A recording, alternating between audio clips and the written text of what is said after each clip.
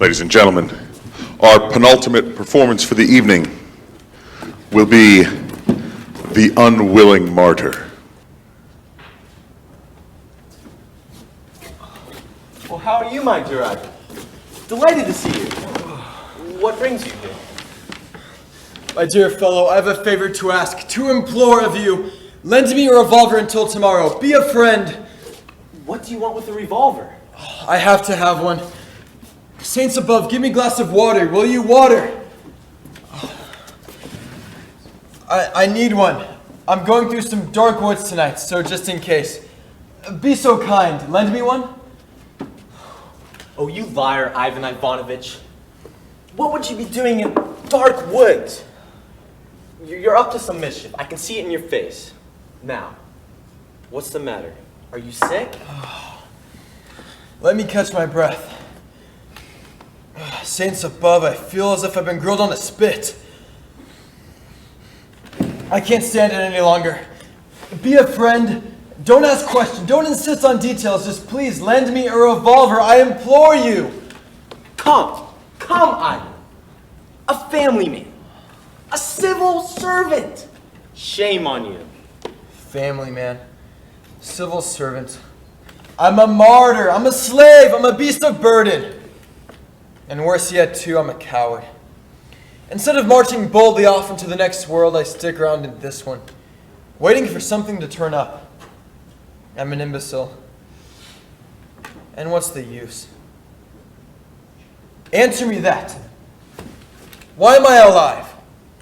What's the point of this endless series of sufferings, both mental and physical? Being a martyr to an idea, well, I can understand. But being a martyr to God knows what. A martyr to a lampshade, a martyr to a skirt.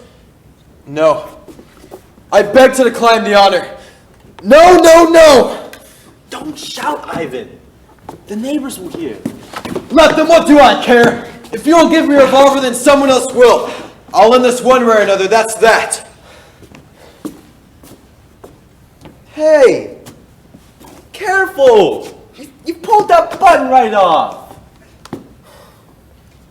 And besides, I can't see what's so bad about your life. You can't see what's so bad about all this? Let me tell you then, yes, let me tell you. It'll be a load off of my mind anyway. Let's both sit down. Now just listen. I'm still out of breath.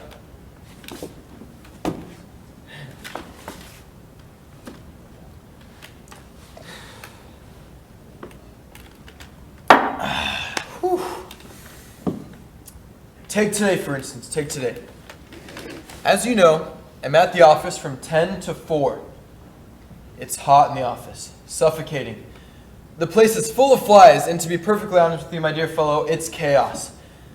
The secretary is away on leave. Krapoff is away on honeymoon. And the lesser lights, you can't get any work out of any of them. They're always too drunk or sleepy. The secretary's work is being handled by a fellow who's both deaf in the left ear and in love. Most of our clients seem to have lost their wits. They do nothing but run around losing their temper. Nothing but muddle and confusion. You want to scream for help. As for my work, it's absolutely deadly. The same thing over and over again. An enquiry, a reference, another enquiry, another reference. Like waves of the sea. Your eyes are ready to drop out of their head. May I have some more water?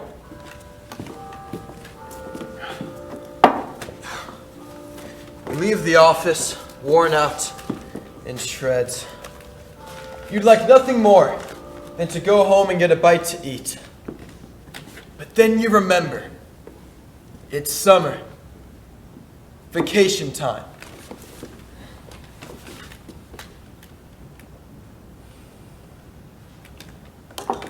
That is to say, you're a rag, a piece of string. In short, you're a slave. There's a charming custom in the country. When any of the men goes to town, it's in fact not just for his wife's needs, but for every other country dweller who gives him lots of errands to do. My wife sends me to the dressmaker to scold her for making a dress that's too big in the bust and too narrow in the shoulders. Little Sonia's shoes must be changed. My sister-in-law wants 20 kopecks worth of crimson silk to match a pattern and 2.5 yards of braid. Hold on, I have the list right here. 1 lamp globe, 1 pound ham sausage, cinnamon and cloves, 5 kopecks worth. Castor oil for Misha, granulated sugar, 10 pounds.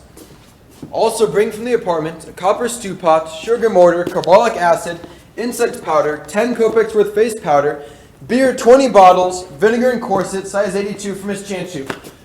And that's just my wife and family's list. There's also our dear friends and neighbors. Devil take 'em. A toy bicycle for Volger Vlaslin. It's his birthday tomorrow. Call the midwives and tell her she's needed. Colonel Virkin's wife is in an interesting condition. And so on. There's 5 such lists in my pocket. My handkerchief is all in knots. My dear fellow, between leaving the office and boarding the train, you spend your time running around town like a dog with his tongue hanging out, cursing the day you were born. From the clothiers to the druggists, from the druggists to the dressmakers, from the dressmakers to the pork butchers, from the pork butchers back to the druggists. In one place, you fall and hurt yourself. In another, you lose your wallet. In a third, you forget to pay and they brawl you out in front of everybody. And in a fourth, you tread on a lady's skirt. Ah! I get so worked up and run down, my bones ache at night. I dream of crocodiles. Well, having made your purchases, how are you possibly supposed to carry them? Lamp globe in one arm? Carbolic acid with the tea? How can you manage both the beer and the bicycles? It's a jigsaw puzzle, not to mention the labors of Hercules. Well, you think of a few tricks, but you're bound to spill something and smash it goes. You board the train like this. Legs apart, arms open, holding a package in place with your chin. You're loaded from head to foot with boxes and bags. Then the train starts up. Someone says your things are on their seat. They unceremoniously push it off into someone else's territory. Then they vigorously displace it yet again. A riot. Your possessions hurtle through the air in all directions. Someone threatens to have you thrown out. Someone else calls for the conductor. But what can you do? I stand there, blinking, like a beaten donkey. I get to my summer cottage.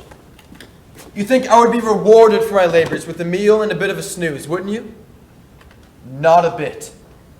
My wife has been in ambush for quite a time. I've hardly swallowed my soup when she sinks her claws into me. Wouldn't I like to leave for the dance? Or see the amateur theatricals? You can't protest, you're a husband! The only beast of burden that PETA won't protect, no matter how much he's overloaded. So you see a play called Family Scandal or something. Clap when your wife says so, and feel so ill you couldn't possibly be any worse without actually dropping dead. If it's a dance at the club, you spend your time finding suitable dance partners for your wife. And if there aren't enough, you end up having to dance the quadrilles with her yourself. Oh, my dear fellow, it's after midnight by the time you return home. You're a mess, but at least you can have your own way.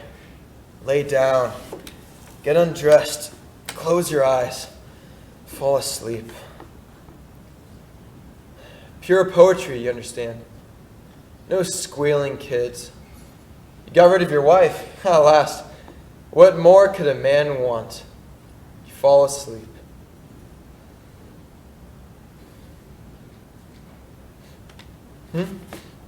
What's that? Mosquitoes.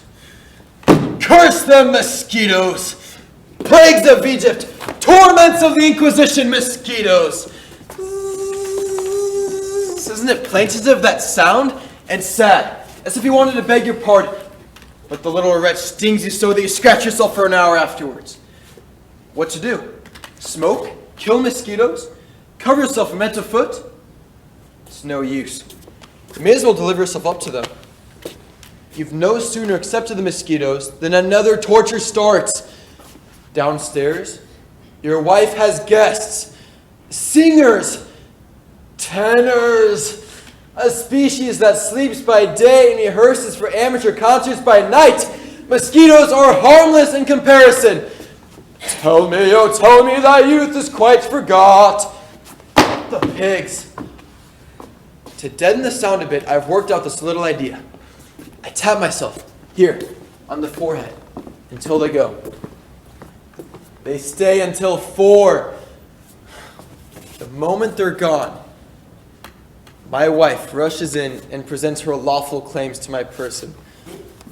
You see, singing in the moonlight with all those tenors, she's generated a certain amount of romance, which now she wants to work off on me. My dear fellow, when she rushes into the bedroom like that, I break out into a cold sweat. May I have some more water? Having not slept a wink all night, you get up early and make for the station.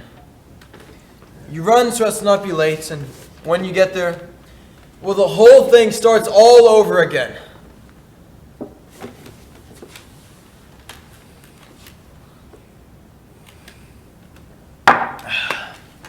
There you have it.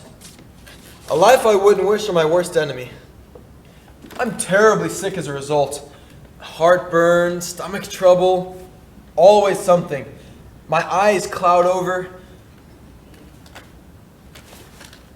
Not a word to her. I'd like to consult a psychiatrist. There's a devil in me. Whenever I'm irritated, whenever I'm driven wild, whenever mosquitoes sting, everything goes black before my eyes and I jump up and race around the house like a lunatic yelling, "Blood! I must have blood!" At such times, I want to take a knife and stick into somebody or smash his head in with a chair. That's summer in the country for you. No one has any sympathy for me. Nobody seems to understand. They think it's funny. They even laugh. But at the same time, I'm alive, you understand, so I want to live. This isn't farce, it's tragedy. If you won't give me a revolver, at least give me some sympathy. But I do sympathize. Can see how much. Well, I still have to get anchovies, sausage, and oh yes, tooth powder before I head back to the station. Where are you living exactly? Carrion Creek. Oh, really? Then you must know Olga Finberg. She's staying there. Yes, we've met. I know her personally. That's great. Splendid. It would be so kind of you. What's that? You wouldn't mind doing me a little favor, would you? Be a friend. What's that? As a friend, I implore you. First, I would like you to give Olga Finberg my best. Then I have a little bit of something for you to take out to her. I got the sewing machine she wanted, but I haven't found anyone to send it by.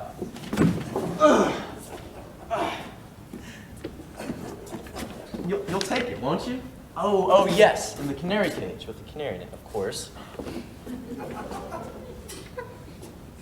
Just be careful not to break the little door. It's fragile.